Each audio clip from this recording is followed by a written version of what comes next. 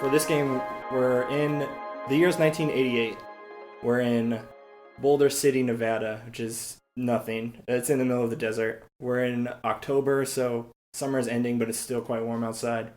And the biggest thing that's different is this place has a particle accelerator in it that was built in the 50s, long before you were born, so you don't know life without the particle accelerator, but it sometimes leaks residual weirdness into the town.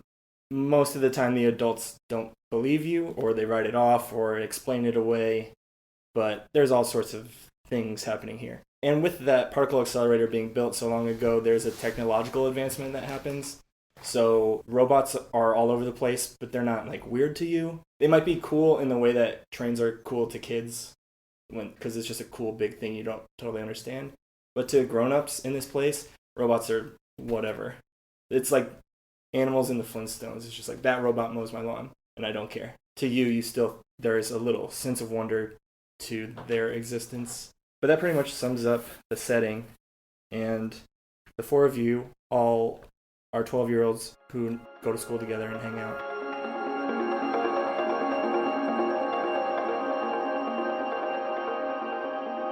I'm Corey Straffolino, and my character is Kit Wilkes, the rocker. 12-year-old rocker, Kit Wilkes. I'm Chad, and my character is Billy.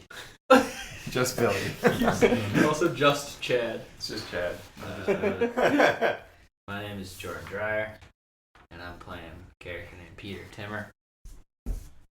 Is this in Peter voice? That was halfway between just mine. It out. I realized also that Jordan Dreyer is very similar to Peter Timmer, so Yeah. I might as well just speak in my normal, annoying, nasally voice. Alright, in real life I'm Jordan's cousin, Brad, but in this game, we're brothers. My name is Chance Timmer. Cool. Let's do some scenes. I'm about to go to school. I'm Kit, and I grew up in a very typical, or a strict Asian household. So my parents want me to be like a doctor or something, very studious, but I want to be a goddamn rocker. So every day, as they're dropping me off to school, because they still give me rides to school because I'm 12, we get into the typical argument because my grades are plummeting. Even though I'm naturally very talented and smart, I do not care about school. All right, I'm your dad. Okay. What's my name? Joe. We'll just call him Joe. Yeah. Uh, It's Joseph. Joseph Wilkes. I'm driving you. We got our little station wagon, and I'm taking you to school. And the first couple minutes of this drive, I'm at 10 and 2. I'm staring straight ahead. You're in the passenger seat. Tensions building. The radio's not on. Oh. He's just thinking, just taking it all in. And it might be a sort of thing where both of us are just waiting to see which one breaks first. I'm feeling the tension, but I make the move where I just reach over and turn on the radio. Oh. Okay. That's bull. You put it on the rock station? Of course. What's this station called? 93.2 The Worm. Yeah, 93.2 The Worm. And it's morning too, so the like Spider's on. He's listening. yeah, the radio DJ Spider is on, playing the hits. He's about to drop the new Van Halen track. And Joseph Wilkes hates Van Halen, and he smashes that radio button, and the sound is off. And without taking his eyes off the road, he says to you, "Kit, what have I done wrong?" You didn't do anything wrong, Dad. We're in America now, and I want to live the dream. I don't want to just follow and do the same thing you do. Your dream is just that. It's a dream, and you're young, you don't understand, but if you want to set up a foundation for the rest of your life, you need to start doing it now. And your teachers have told me that you're not off to a very good start. We really need to do something about this.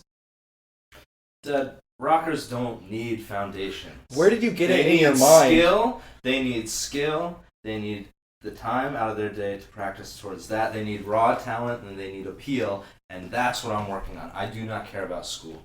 He breaks his 10-mile stare on the road for the first time of this drive to look at you and says, "You've made that abundantly clear. I just need you to care about something."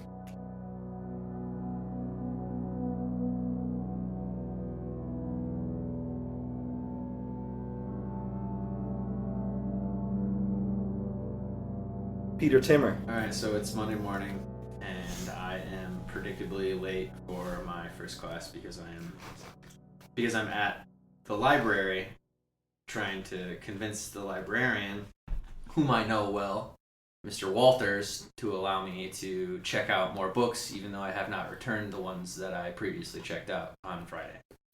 I like that. Alright, so I'll be Mr. Walters. Do you want to start with like you putting the stack up on the library desk, like ready to check out? Yeah, yep. I dropped an inordinate amount of books, like way more than would fit in my book bag even, and I already have some outstanding for sure from weeks past. What sort of books are you trying to check out? Well, I'm looking at. I have a book on band management. And I work for my friend's band, The Loop. I'm trying to get him some local gigs in Boulder City, and I'm trying to just learn the ropes a little bit. And then I have a couple books on like local ghost stories. Cool. Yeah, like Haunted Boulder City. Yeah, exactly. Like a ghost hunter's guide to Southwest Nevada or whatever. So books of that ilk, and maybe like some maps. Cool. Yeah, so you slam those up on the countertop, and Mr. Walters, an aged, kind of chubby, kind of jowly, you know, and goes, "Pete, what are you doing here, man? What are you doing, buddy? You owe us some books. I don't know if I'm going to let this one, I don't know if I can let you take all these. Other people like to read these books, you know." First of all, Mr. Walters, as I've instructed you on multiple occasions, I am to be referred to as Peter and not Pete. I am not your friend. I am not just some guy on the bowling team. I am a student of this fine institution, and I wish to expand my knowledge base, which, as gatekeeper to information, seems like you would be instrumental in allowing my young brain to grow. Well, dang, Pete, it sounds like your brain's done plenty of growing. Not nearly enough. And if I'm to help my friends in the loop break out of this podunk hole, I'm going to need to learn a few more things about managing a band. He picks up the top one, which is the band management book, looks at the cover, looks at the back cover, and he goes, "This is, you sure you want this one? I don't really know. You might be barking up the wrong tree. Not a lot of people get out of Boulder City, especially not playing rock and roll." Well, clearly you have not heard the fine new single from my friends in the loop, Rockin' Boulder City. Allow me to at least check out this one book, and I'm sure you will be hearing it shortly on 93.5 The Worm. I love that station. How'd you know? You know what? All right, I'll let this one go. You just promise me you're going to bring those other books back on time, and you take all these, and you get that brain blown up all big like. You've made a wise decision, Mr. Walters. I thank you. Good day.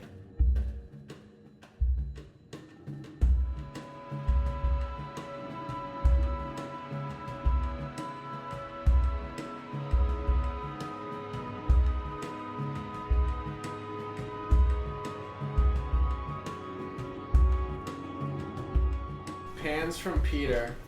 Chance is in a bush next to the library, and he has his trusty magnifying glass, and there's an anthill behind it, and he's just burning ants, checking his clock, and he's like, when's my stupid brother gonna get out here?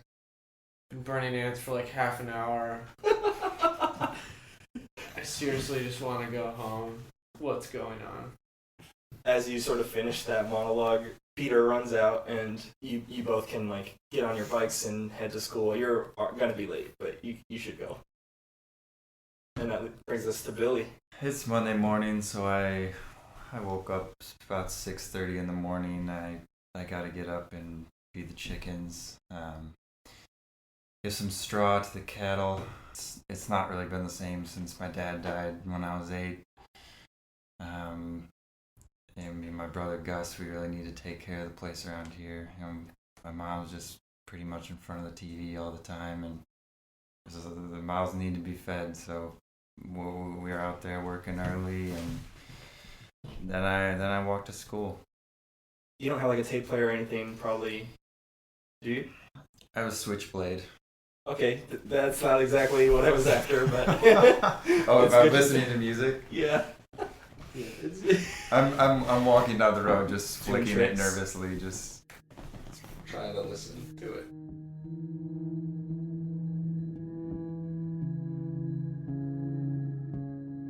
As time passes and you get to school, it's going to be about 10 in the morning, and you're all in the same math class, and you show up for math class, and you're seated, and your teacher, Mr. Castor, walks in, and he's got some like mundane algebraic equations on the chalkboard, and he's got his little clipboard, and he's doing attendance. And he knows most everybody's name. It's October, so he's a month into school, but he doesn't want to risk it saying the wrong one or missing somebody. You notice there's an empty chair in the front. Mr. Castor also notices and says, "Huh, looks like Felix is gone. Has anybody seen Felix? He wasn't here on Friday, and he's not here today. That's rare for him." And you all know Felix. Felix is maybe the coolest kid in this class. He's not a jock, he's just cool, and he's got these like khakis that he's one of the first kids in your class to have hit a growth spurt, so they're always a little bit too short, Which is cool. and it shows his like fancy brown shoes that he's got like dress shoes that he wears casually, which is just a Dude, that's such a cool a move. slick move.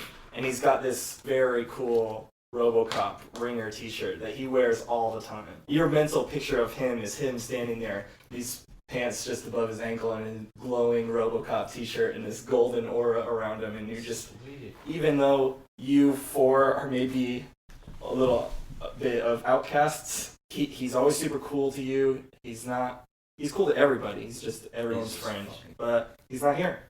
And he wasn't here on Friday, and like Mr. Castor said, that's pretty atypical. And for a town this size, if someone is out of commission for that long, you would hear about it.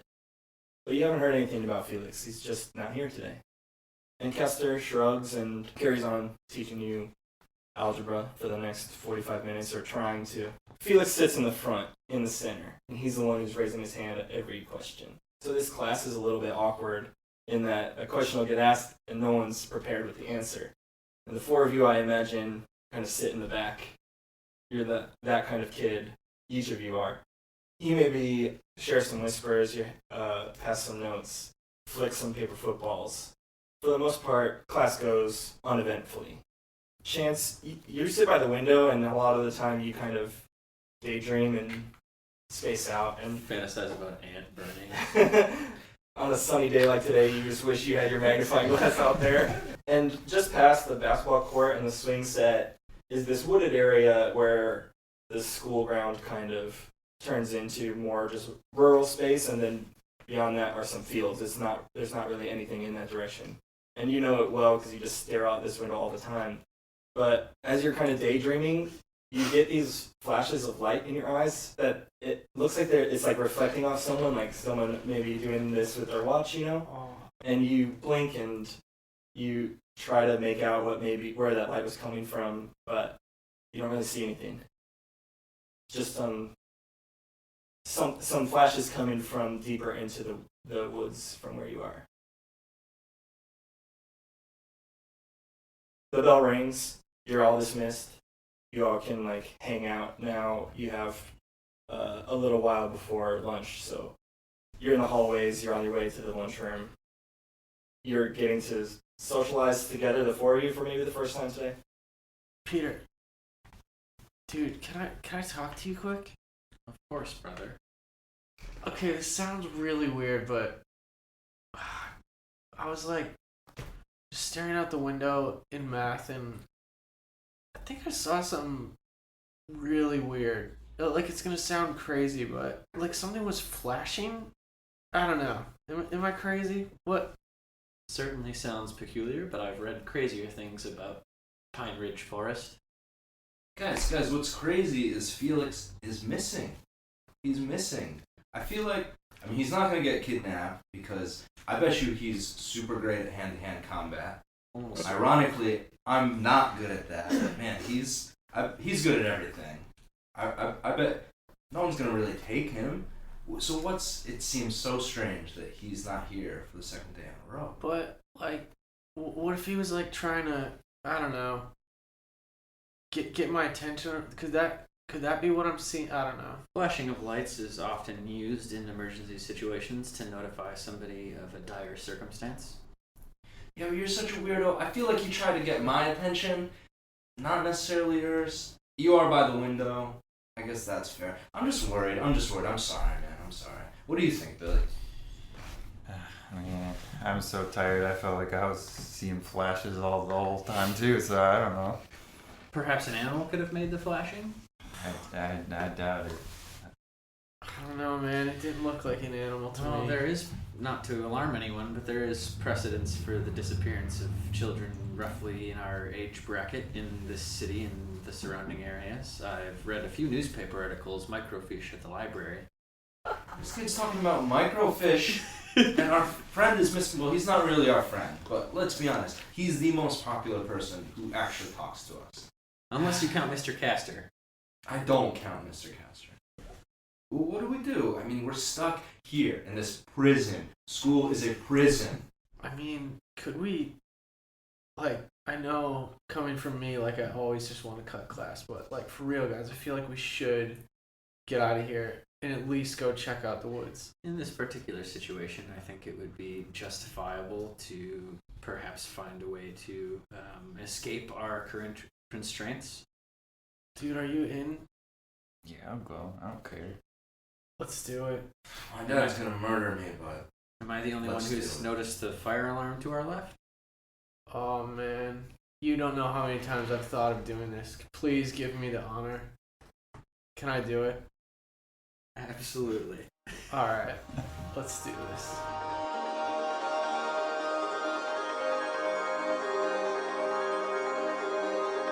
You're outside, and the fire alarm's still ringing, and the school's resident police officer, security guard, walks over. Her name's Marnie, and she's cool. Everyone at school knows her. She's friendly. She runs some of the after-school programs.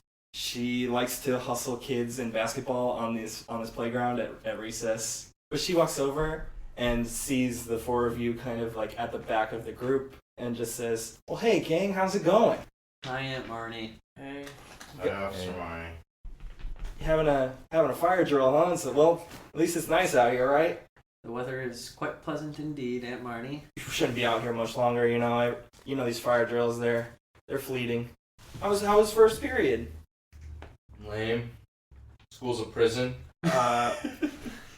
Kid, I know you don't mean that. I know you like it here. You got your friends here. I'm here.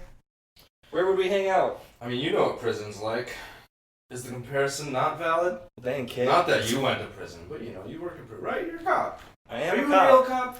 Are you a real cop? Taps her badge on her chest. I'm a real cop. I was gonna say real ass, but she's at school. I'm a real cop. You know, I'm just high strung today. I'm sorry. I mean, no disrespect. You know, you're cool, Marnie. Aunt Marnie, if you are a real cop, I have a sneaking suspicion that one of the kids standing on the opposite end of the playground is responsible for pulling that fire alarm. Perhaps you should investigate? Now, where did you come across this information? I heard whisperings in the hallway. Interesting, because I heard whisperings that it was your brother here. What? I mean, come on, Aunt come. Oh yeah, I'm crying. Yeah, you're crying, and she goes, "Oh, honey, I'm sorry. I'll go investigate them other kids." And she kind of gestures at you to like help your brother out. Without saying anything more, she walks to the other end of the line of the kids. You will be able to sneak away with her back turned to you. Alright, guys. I've been practicing that for years. Let's get out of here. You walk across the playground undetected, thanks to some conniving emotional manipulation from Chance. And It's the name of the first record by The Loop. Emotional manipulation. the breakout hit. And you get to the woods. And you're looking around the forest and you're trying to figure out what those flashing lights were. And you see amidst the ground where there's some fallen leaves and branches and stuff, there's a few scraps of metal. These scraps of metal have some serial numbers on them. There's like this big metal disc that looks like one of the magnets that keeps these like land freighters that fly over your town. It's just one big loose disc on the ground. You recognize most of these metal scraps as parts for vehicles. You can investigate further if you want, but you could intuit that the light reflecting off of these metal bits was what you were seeing in class. Oh, guys, it kind of looks like this here could be what I was seeing. I'm sorry, maybe it's nothing. I don't know. Nothing is ever nothing. Perhaps we should investigate a bit closer. I mean, we're out of school now. We can't really just sneak back in. Might as well. Never ignore the first clue to a mystery. Brother, hand me your magnifying glass. You got it. I'm gonna look at it. When you hold your magnifying glass to one of the metal pieces, you see this serial number for an Iwasaka SBR-71, which is a defense robot. It was once a military use defense bot. It's become more accessible. There aren't people who have them for their homes and stuff, but you see them once in a while. There's one over by the police station. There's a couple over in the parks where police maybe aren't as available, like wide open areas in the canyons and stuff of this town. So you've seen some around, and they're cool. It's strange that you found a little piece of one. You also, once you pick it up, there's a bunch of wood chips and like planks and stuff that are a different kind of wood than the trees of this forest. As you're kind of examining, you look up and see this treehouse that has a big old chunk out of it. Judging by our surroundings, it appears as though the portion of the unit we found lying here on the forest floor must have fallen from the sky. Yeah, shut up, dude. Why don't you just go up there? Astute suggestion. Somebody give me a boost. He's pretty small. I think if we all just kind of like stack on top of each other, Classic. we can boost him up there. I think I hurt my shoulder because it's been kind of chronic. Like ever since I've been like shoveling manure and stuff, and it's just like it's been kind of bothering me for years, really, and it's kind of your old man. pushed it over the edge. But I don't tell anybody about it. I kind of keep it to myself. Yeah, you're able to, though, with that forceful gusto. Chance and Kit, you try to climb on Billy's shoulders and you both fall down. But Peter, you're able to climb his body, and Billy pushes up full body, a little bit extra, and doesn't get you all the way up to the treehouse, but you're able to grab onto a lower branch, and you're just kind of suspended there now, hanging from both arms. You'd be able to climb up there from this branch. It'll be a little tricky, but you can do it. You're up in the treehouse. You're looking around. It's obviously a kid's treehouse. There's some comic books on the ground.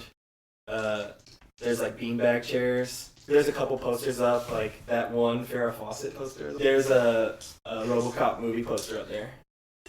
It's just like a kid's hangout spot. And then there's this big chunk missing right at the entrance where you would get up from this tree into the house. What do you see up there, man? Lots of interesting things, nothing that seems particularly connected to our missing classmate. Do you have any idea what type of comic books or movies Felix was interested in? I mean, I think he was wearing that RoboCop shirt. Well, I think we may have found our first significant connection, my friends. There is a Peter Weller RoboCop poster. I mean, is Felix up there? Is he up there? He's not up here. Is he underneath the metal part of the robot we found? Oh no, man. I bet you he punched that robot. That thing just went flying off. He's so cool. You sure he's not up there? I don't see him. Only a beautiful, sultry, curly-haired blonde. Is anyone uninterested? What if he ran away? Did anybody have any idea of Felix was sneaking away to a secret clubhouse? Also, may I posit an inquiry? How often does somebody spend time in a clubhouse by themselves when there are multiple beanbags? Certainly Felix couldn't have been just coming away to a fortress of solitude, Superman that he is. Who are you talking to? I'm saying it stands to reason that somebody else would come here with Felix. It's a little. I feel like he was a little too cool for tree houses. This probably isn't his tree house. Everyone loves RoboCop. The Loop is having a little jam sesh while Peter reads your management book off to the side. Is there anything in that management book about how to get a little more gravel in my voice? We're a punk band. We're going for this punk sound, but I have perfect pitch. It's a burden. Many famous rock stars with a certain gravel to their voice have a proclivity for nasty habits like smoking cigarettes, and I cannot in good conscience endorse something that would be so... Right on, I'm going to start smoking cigarettes. In that moment, Billy's older brother Gus comes in, and he just happened to be packing a pack of cigarettes in his hand. You guys rocking out here? Yeah, of course we are, you know. We're the Loop, man. Hey, are you packing cigarettes over there? You know it, bud. I mean... Actually, you guys shouldn't probably do this stuff. It's bad. You know, I've always thought you were pretty cool. Seems cool that you do that. Maybe you'd, I don't know, I just want to be cool like you. Do you think, since you're so cool, you think I could take a drag on one of those? I mean, I've done it before, but I'm just... I like the brand that you have right now. I'm not hearing this. What the hell, man? This. And he lights it in his mouth and then kind of hands it to you. Yeah, do you smoke out of the burning end? Like, I mean, I've done this before. It's cool. It's cool. Just...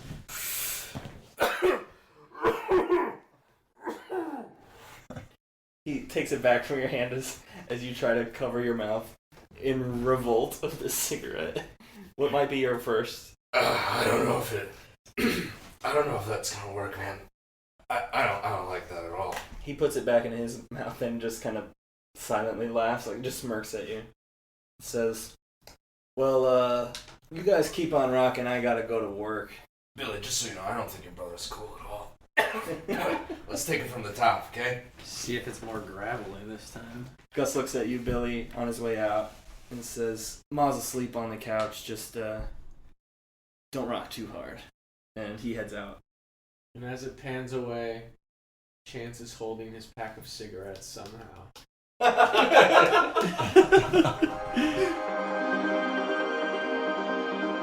Let's move to the next day at school, and we're going to go back to Mr. Castor's math class.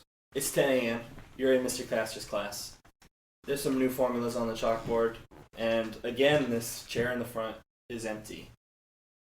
And he goes, "Felix has got to be in a real bad way, more to himself than any of the students. It's certainly strange for a kid to be gone for 5 days and no one knows what's going on." The chair behind Felix's is also empty. Mr. Castor goes, "Sarah's gone too. Y'all feeling all right?" To the whole class. I feel fine. Yeah.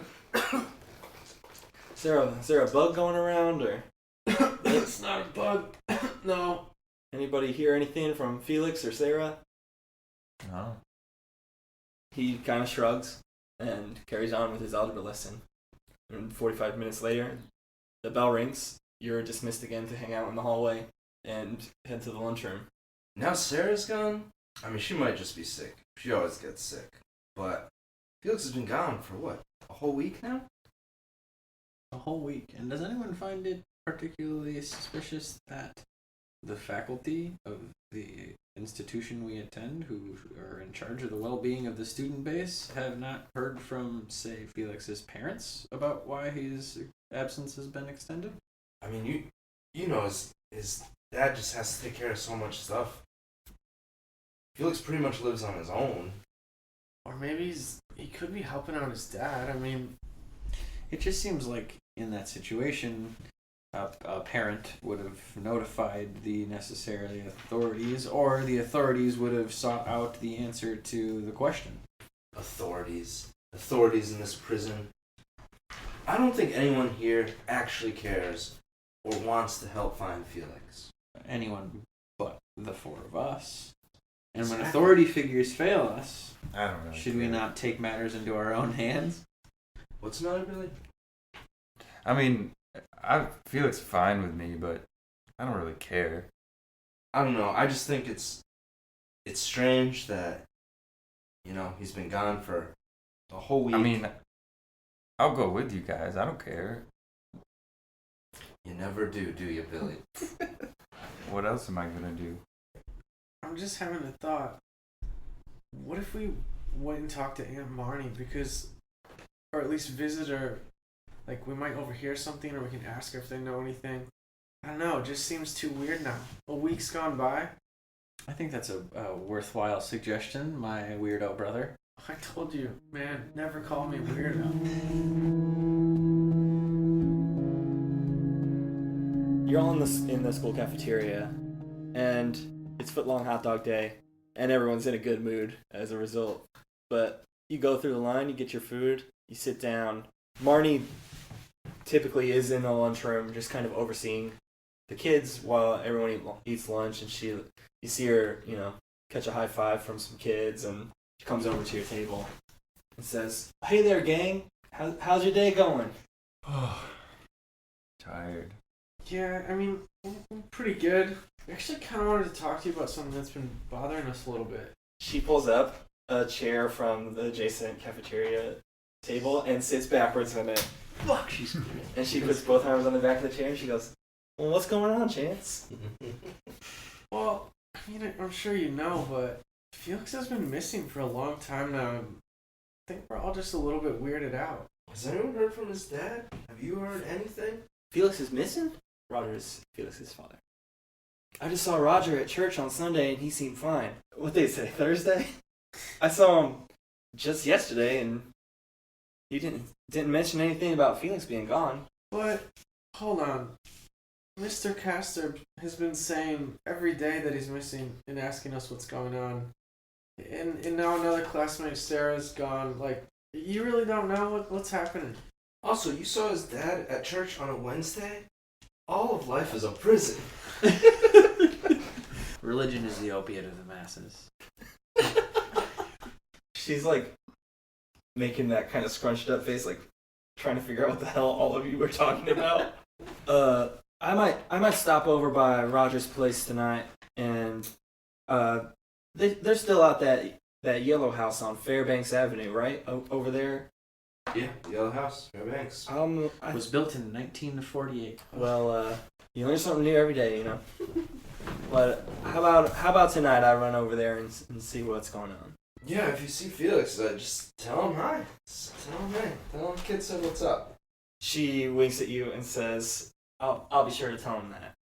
How about if you don't hear from me, I'll meet you at the Tasty Bite tomorrow, and we'll talk about what's going on.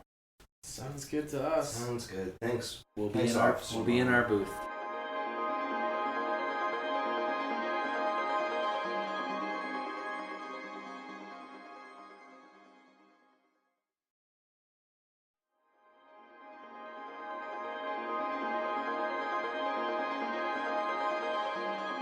Well, I gotta see Principal Kim Walters tonight after school because I was gouging Ooh. into the desk with my switchblade, and I gotta see her.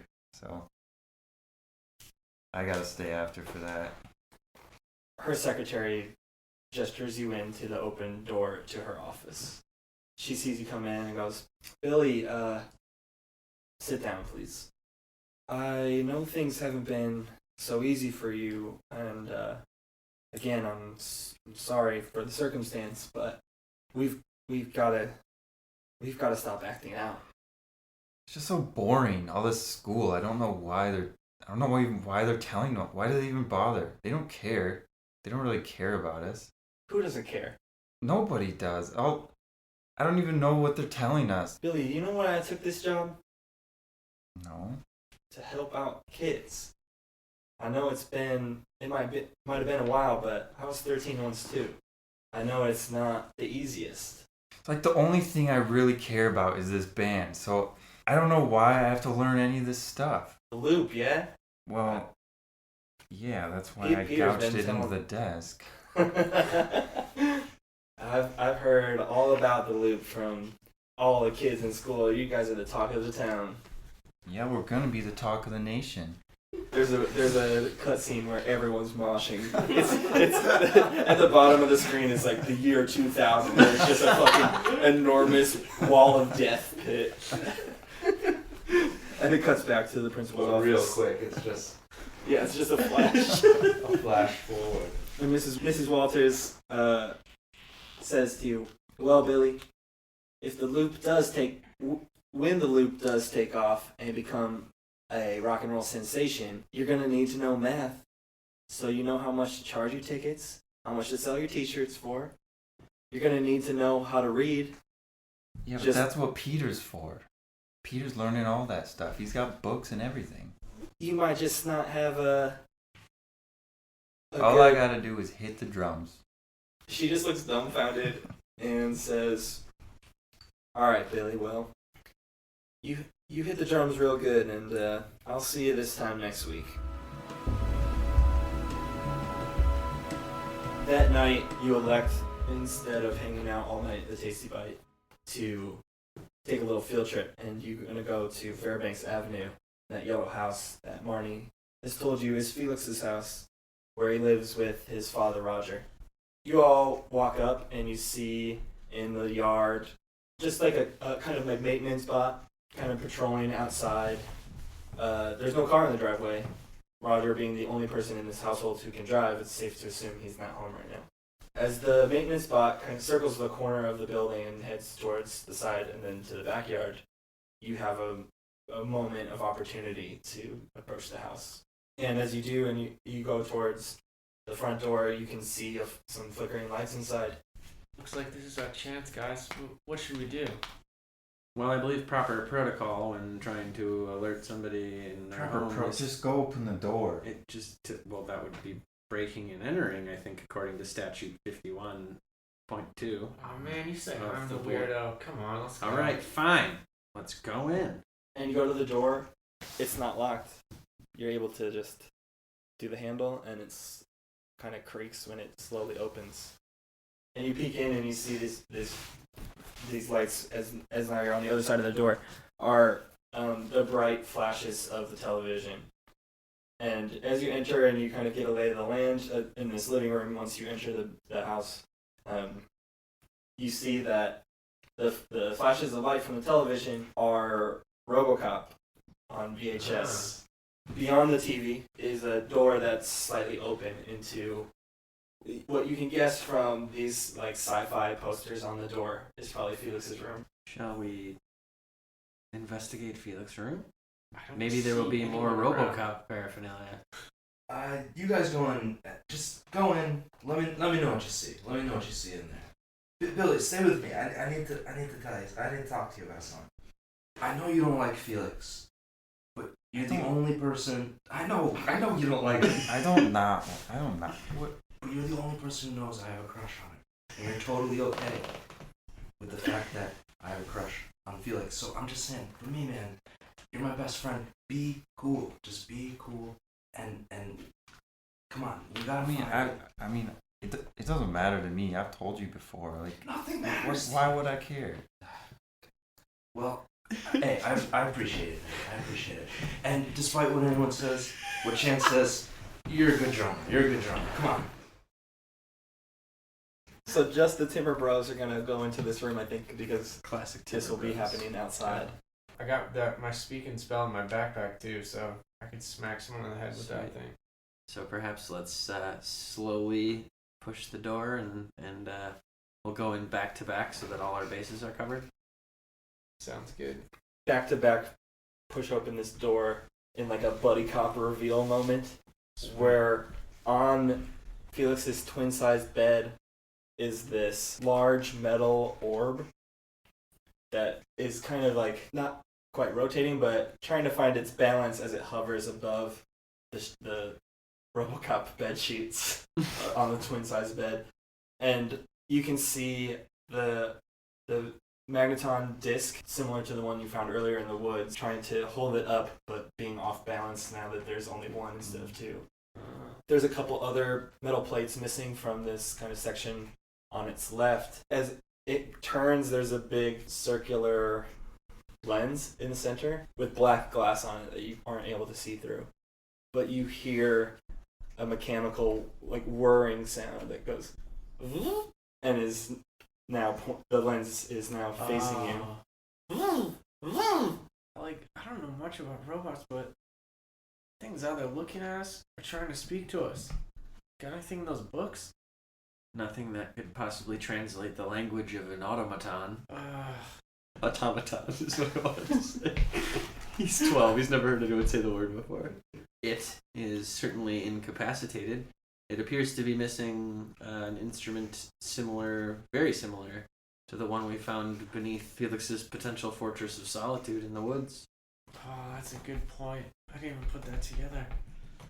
How it would end up in Felix's bed is beyond my ability to reckon. Shall we approach? Let's call the other guys in. I need some backup. It's getting creepy. Guys, what's going on in there? What do you see? Well, not to alarm you, but there's a giant robot looking directly at us and I think attempting to communicate. Anything you could do in here would be very helpful to me and my brother instead of loitering out and watching the paused RoboCop screen. We just storm in kind of clumsily, like, what? What's going on? Robot! The door, when you storm in, the door smacks against the other side of the wall, like it hyperextends, and the robot kind of shakes a little bit, and it goes, It seems And it- sort of afraid of us. and it kind of hovers and floats, and like kind of glides into Kit's chest. Dude, what? This is crazy. Our robot friend seems to have a particular affinity for one Kit Wilkes. Felix has a robot? That's pretty cool. Guys, Perhaps we I don't really know. Should I move? Is it? It's not hurting me.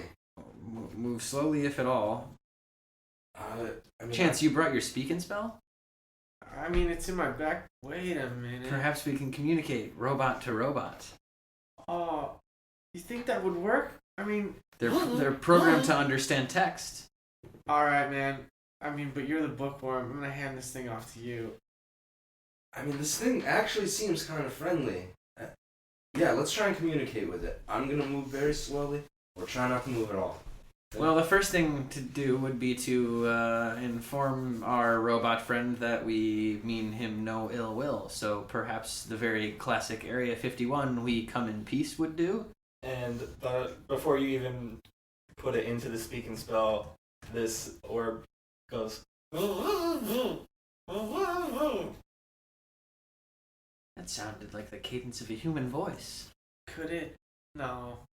I mean, no. I wonder if it's possible to wire the the robot's interface directly into the speak and spell. I've read a book or two on computer chips. So you're able to see this, like a couple exposed cables in the abscess on the left where those plates were missing, and somehow, with your tinkering skills, wire it into the speak and spell. Well, let's test this out. Someone talk to it. And you hear the speak and spell out and say, "Fellas, Whoa. Fellas. This thing just addressed us. Do you know who we are? help." Oh man. Said, but not just addressed us, but addressed us in the coolest manner imaginable. Wait a minute. Hold on. Kit, Yeah? Wait a second. Felix. No, I'm not Felix. Felix is way cooler than me. No, you dingus. The robot I- is I am Felix. Oh shit, Felix! How did you get in this admittedly cool orb? Dad. Wait, what? Your dad put you in the Your orb? dad put you in this orb? Roger. Right. Aunt Marnie said his name was Roger. I mean, how do we get you out of this orb? I don't know. Help. Why would his dad do something like this? You hear in this moment a car pull into the driveway. Fuck. And the headlights glare through the big window in the living room. He wants to watch the end of RoboCop. Hey, Felix, or think. Do you think that when your dad comes home, he's gonna come up to this room, or are we gonna be safe? Not safe. Oh fuck. Okay. We've got to get him out of here, but how do we get him out of here? His equilibrium's all thrown out of whack. Help. Guys, I guess we just gotta get him out of here. We need to find a way to rebalance him momentarily, or perhaps adjust his gyroscope. Or what if we just slide him around? We could use the grease from my hair because I'm prideful that I haven't washed my hair since 1985. You know what? Chance, that just might work. And you hate when I call you a weirdo, brother. The crack, this window only opens up so much. I was thinking, slide If, him out. if only it was like a millimeter bigger, we could totally slide him out. Chance, do you think the grease from your hair would work in this instance? Do you have like a hat on or anything, or are you just like letting it all hang out?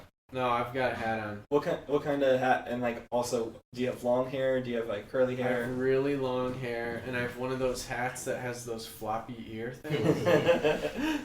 You take that off, and your hair is like basically glued to your skull, just from having worn that hat for so long, and also from the amount of grease in your hair, and just full on rubbed your scalp against this window frame. You hear the keys jangling by the front door, and you slide Felix's orb body through this greased up window frame that just barely fits through. Yes. Okay, it's just a short jump down. You hear the latch of the door. Guys, we gotta go. Guys, jump Go, right into the go. bushes now. You all kind of fall into the bushes outside of Felix's room, on top of this big metal orb into the bushes. As Roger opens the door and hears a calamity and like looks around, doesn't notice anything strange, goes over to the VCR and hits stop on RoboCop and turns the TV off before heading back further into the house. We gotta make a Felix, what do we do? What do we do? How do we help you? Dad, Yeah, I mean, how did your dad... Okay, gotta clear our heads. How did your dad get you into this orb body? lab. Can you speak in full sentences? Yes, but it takes a while on speak and spell. Is your body stored elsewhere? Are you trapped inside of this metal suit of armor? Don't know. Find lab, maybe. Alright. Guys, let's get him back to the practice space. That way we need can to get at out least... of here. Jam, write some songs. We can jam. You guys can write some songs ahead of our gig at the assembly. I've been tagging Principal Walters for months. But anyway. We gotta get out of here now. You see another car pulling up and pulling into the driveway with its headlights now peering into the front windows of the building. Aunt Marty. Well, I'm gonna do something before we leave. I have a cassette player. I'm gonna leave it in the bushes with the record on. And How Aunt smart. Marnie pulls into the driveway, gets out of her car, and approaches the front door. Do we stay hidden in the bushes? No, Do we wait. break for it? Do we If try she to goes get inside, a hold of Aunt Marty? Let's go. 0.32 miles northeast of here, headed towards the second star in the constellation Antares. Roger opens the door. There's a creek bed that runs along Fairbanks Street all the way up to Pine Ridge Forest. And you hear Near him the say, school. kind of sheepishly, hello, officer. What seems to be the problem? We're running out of time. Wait, I mean, are you talking about heading back to the van space? Just to seek refuge, or to... What are you To describing? get out of the bush in Roger's yard in the immediate. Some of the kids at school have been worried about Felix and haven't seen him in a few days, and I just wanted to check in and make sure everything's hunky-dory over here. Okay, guys, I'm making an executive decision. We're going now. Follow me. We're at the treehouse. The whole gang's here. Cool. Alright, this is the spot right here. Felix, does this mean anything to you? This thing, can you use this? Was mine. Is there any way we can fix this for you and put it back so you can get around properly, or no? I like to think that the speaking spell does the shrug emoji. I've read a few schematics in my day. Perhaps I can put it back together. Yeah, Peter, give it a whirl. Technology isn't all that different than the things that they put on the tractors. Yeah, right. These days, but I mean, usually my brother Gus does that. So, I mean, I've watched him do it, but I don't know that I could do it myself. Plus, you don't care ultimately if it works or if it doesn't work. Or about anything else. That's pretty much true. You're going to be able to take this Magatrine disc and kind of finagle it back into place. You don't have any sort of like screws or whatever for these missing plates, so there's still going to be a little gut hole here, which is enough that these wires can still hang out and be attached to the speaking spell momentarily. You do see the display on the speaking spell kind of glitching out now, being super close to this magnet. It sort of rights itself. It's no longer teetering and quivering, and it's just now a floating, humming orb with a speaking spell tied to it. Now that we can more easily get around. Is it too late? We have school tomorrow. What? Well, but also a kid from our class has been turned into a robot. A I think robot. we can just leave him here. I mean, it's not like he's got to eat or anything. Yeah. What happens when Roger comes looking for him? Why don't we take him back to We the should take practice him to the space? practice space. Hide him in the barn. That's a good call. Okay. And I'm gonna go grab my board.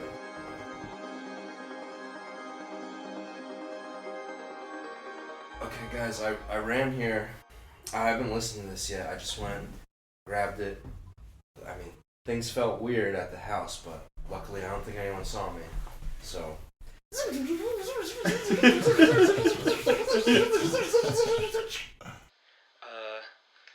Hello, officer. What seems to be the problem? Some of the kids at school have been worried about Felix and haven't seen him in a few days, and I just wanted to check in and make sure everything's hunky-dory over here.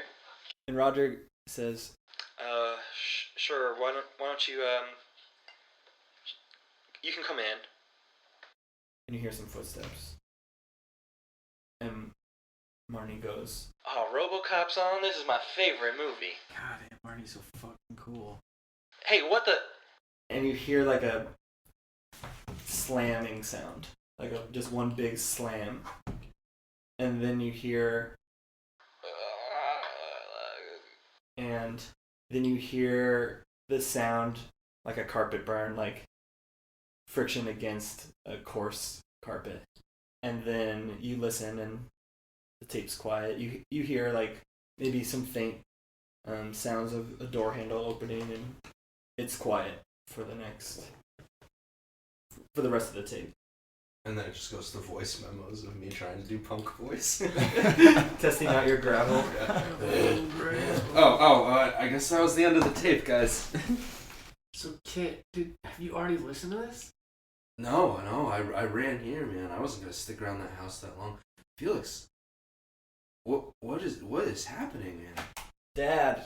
That was Chance and Pete's aunt. What happened? Did your dad turn her into an orb? We gotta find this lab. This is getting so weird. At my house. Oh. The lab is at your house? The lab is your house. Dad's room. Well, I guess it's good we came here anyway. Let's leave Felix and head back. Felix, do you want to come with us? Yes. It's late. And you're also out of town now, and you do have school tomorrow. Should we call our parents and tell them we're having a sleepover? You should definitely call your parents no matter what you do. Yeah. That's true. We're 12. My parents don't care. I'm not even calling my dad. He'll freak on me if I call him this late, so I'm just in it. Gus sees you all hanging out in the barn and goes, Billy, what the hell is that? Like, this is, you know Felix, that kid, he lives up on the yellow house. We've been over there before. Sure, yeah. Well, we think this is Felix. Like, his dad's got this lab. Like, he's like turning people into robots. Hi, the speaking spell says. See? What the hell did... He, like, comes over and, like, holds the speaking spell that's hanging out by these loose wires sticking out of this drone. Which one of y'all tried to... That was Peter and Chance. They rigged it up together. You got some exposed wire here, and do you think this is a kid? This is just another little drone that they got. No, They're all spitting out new models. I don't know what this one does. I'm telling you, Gus. This one is Felix. I mean, I don't really care about Felix, but if I had to say, judging by the events of tonight, I would say that this is most definitely Felix. So what you gonna do with it? There's apparently a secret lab in his house. His dad turned him into this thing. And okay, listen, I left my tape recorder there. We were there, and we listened to it. I'll let you listen to it. Y'all need a ride into town or something. Yes. Yes. Tell you what, that little robot story you guys got there is gonna make one hell of a loop track. I tell you. Can't wait to hear that one. Hop in the car. I'll take you in. He's just gonna drop you off. He says, "You'll have a good time with your friend in there. I gotta get some sleep. I gotta open at the Tasty Bar tomorrow." Felix is with you, so he knows where the master bedroom is. It takes fucking 10 minutes, 15 minutes to articulate on the speaking spell that through the master bedroom closet, through this panel, is the lab ladder. Okay, guys, we gotta devise a plan. Felix, your dad's definitely asleep, right? Night is lab time. Oh, He's definitely awake. Perhaps we must create a diversion to draw Felix's father out of the lab and onto the street, slip in through the door, and head to the lab. That's a good idea. I got some M80s I grabbed from the barn. Billy, just Billy, you genius. They're Perhaps real. if we explode an M80 in the trash can, it would be enough of a calamity to draw out Roger from his laboratory. Yeah, I bet you can hear that from around the block. An explosion of that magnitude would damn near turn the trash can inside out. Your dad's in the lab, Felix, so the rest of us can head that way without worrying about being caught. Your dad still has that old stereo with the auxiliary cable, right? Yes. Word. Okay, check it out. Where this is going. Give me one of those cigarettes. And I'm gonna record in a really deep, crazy voice, like some sort of distraction to scare Roger once we lead him outside. So the thing fires off. You run inside, start playing the... It'll be a recording as if I'm Felix to scare his father. So maybe the bros should go down together and investigate what's You happening. could try to rehabilitate Marnie. It's possible that she has not yet undergone the operation. Yeah. Having her awake and with her faculties would be beneficial. So we might need two of us to help bring people up. Yeah. So I grab the trash can next to the garage.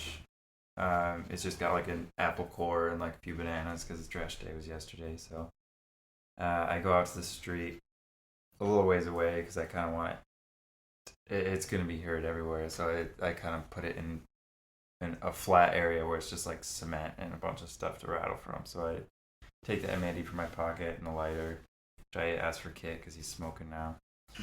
So I light the M80, chuck it under the can, and kind of jump in the ditch. It's not gonna like hurt me, but I'm still like crouching down just because I don't want to get any shrapnel on there. And this M80 just tears this trash can asunder, and there's this enormous eruption of fire and aluminum, and it is very loud. You hear a couple of the neighbors like rustling in their homes. A couple of them come out and open their front doors to like see what's going on, and there's this little rise of smoke in the center of the street where these chunks of trash cans still are.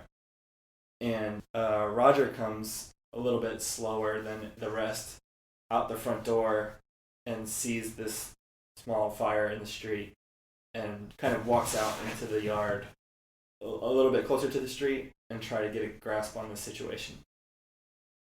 And so we all run into the house. Yeah. I turn to Felix and I'm like, Felix, how much do you hate your dad right now? Bad. Because I really don't like my dad. because he tries telling me to get good grades. I think now's the time I should tell you that I have a huge crush on you. The speaking spell doesn't go off, but he just whirs again, like you hear the engine kind of go up. Word. Okay. I don't know how this night's gonna end. I like you too, says the speaking spell. I don't know what to do. You're in an orb right now. You I think must this kiss orb him. is it for me. No, man, we're gonna get you out of that orb, and even if not, man, I still have a crush on you. Okay, so I'm gonna pretend to be you, man, and you told me you really hate your dad, so takes out one more cigarette, sucks that shit down real quick, records into his cassette thing. Dad, this is Felix. How could you do this to me? How could you do this to me? And Roger, hearing this outside after going out to look at the smoldering flame, hears, "Why did you do this to me?" in this gravelly voice. That doesn't sound like it's sung off. And he kind of, Billy, you're the only one who sees this. You're the only one left outside, but he puts both hands on his head in kind of distress and is looking around. And the couple other neighbors who came out after the M80 explosion are watching this happen. And he looks clearly very upset, and he tries to go back into the house. Chance and I find the bedroom, and we find the secret ladder behind the panel in the closet, and go down to the laboratory.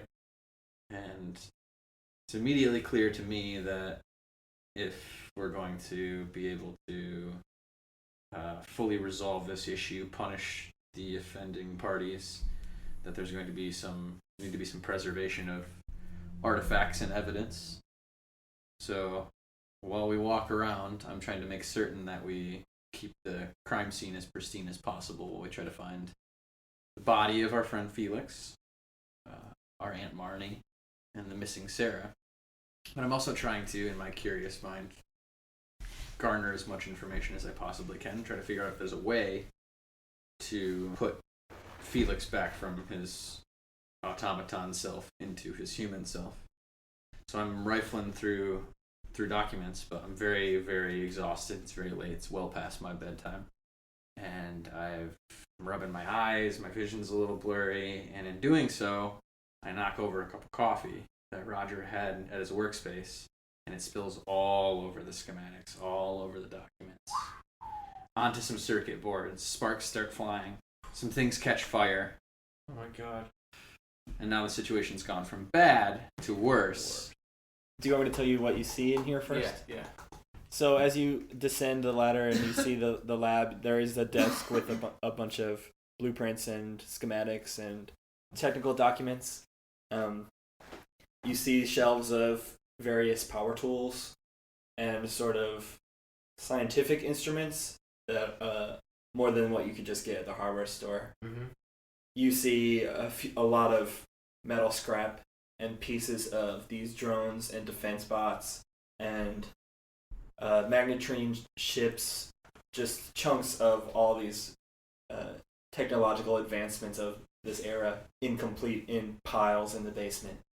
And you see there's like some barrels down there with various chemicals inside that are labeled. You don't really know what any of those mean, but they've got the green frowny face on them, the poison guy. And in the center on this workbench is Marnie with a bloody bandage around her head.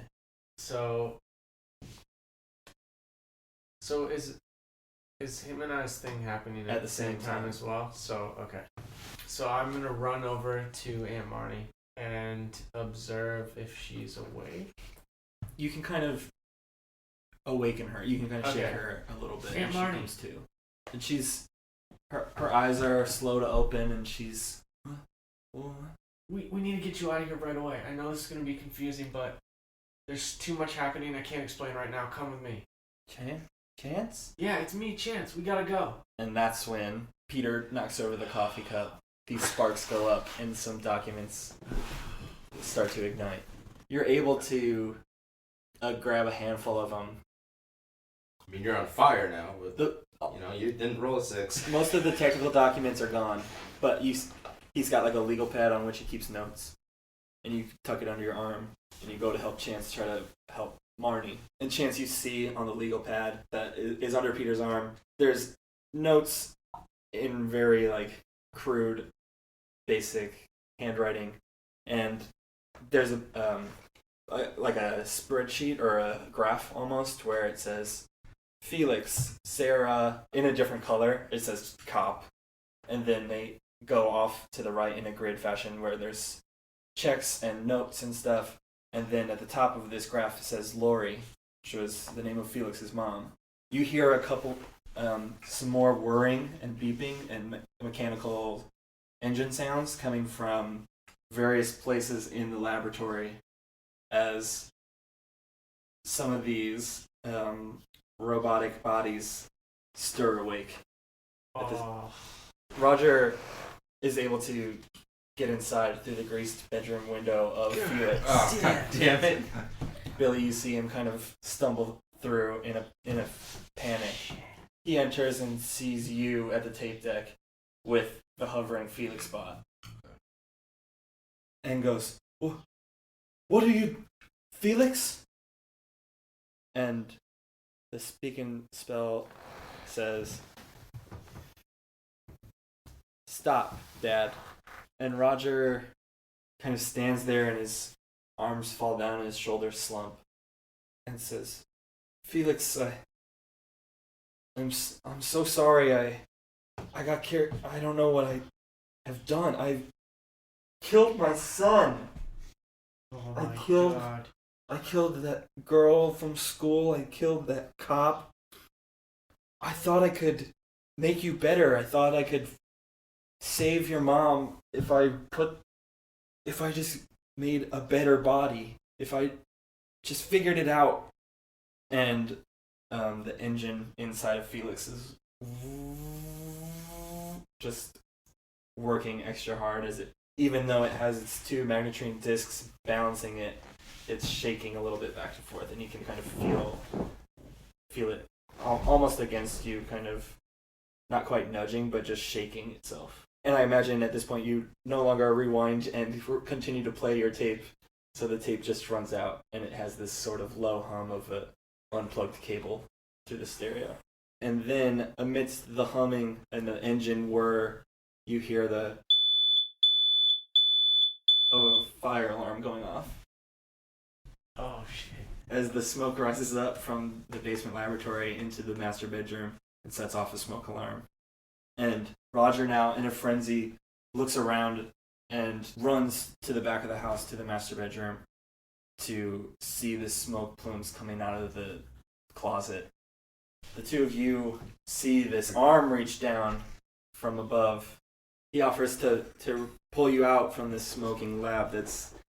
He would be able to easily grab one of you. He'd probably be able to then grab the other one. There's no way he's getting Marnie pulled out of there. Oh my god. But the smoke gets thicker and darker, and you hear these pops of these circuit boards giving out to the heat, to the pressure, to the smoke in the basement laboratory. Roger pulls the two of you out just in time as these plumes get thick, and you hear the sprinklers going off in the laboratory, but in an electrical fire that's maybe not the greatest thing to happen, and you hear more pops of these circuits and exposed wires and the crackles of the electricity escaping. Roger, after pulling you both out, lays down, like just doesn't get back up, is laying down kind of half in his closet in his bedroom as Felix floats in with you in tow. Billy, I imagine at this point you become concerned for your friend's well-being. You sneak in the window as well, and the five of you crowd around in the master bedroom over Roger, who's crying as this smoke pours out of the laboratory and kind of out of the window of the master bedroom. And you see from the front of the house red and blue siren lights as someone's come to investigate. And that's where this scene ends, is the four of you and Felix over Roger as the laboratory goes up in smoke.